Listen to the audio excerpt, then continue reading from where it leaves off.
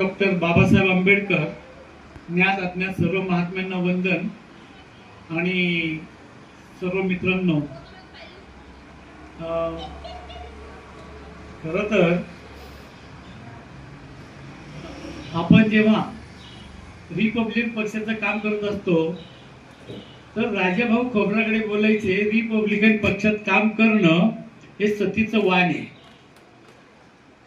कारण काही मिळतच नाही, खिशातला पैसा घालवावा लागतो. आणि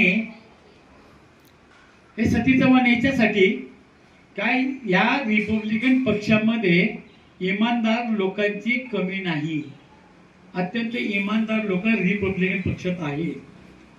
आणि म्हणून ते त्या वेळेला बोलले होते की रिपब्लिकन पक्षाचं काम करणं हे सतीचं वाण आहे. आज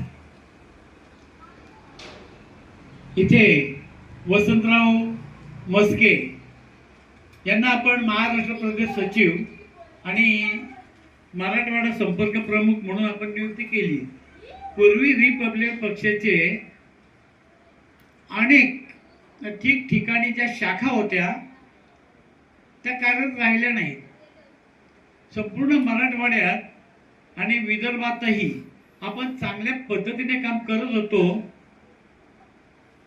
परंतु वातावरणाचा बदल फार मोठ्या प्रमाणात होऊ लागलाय आणि तरी आपण टिकून आहोत आणि उमेद घेऊन आहोत की एकेकाळी रिपब्लिकन पक्ष ज्याचे 19 आमदार होते, 9 खासदार होते आणि तो गौरवशाली इतिहास आम्हाला पुन्हा उभा करायचा आहे.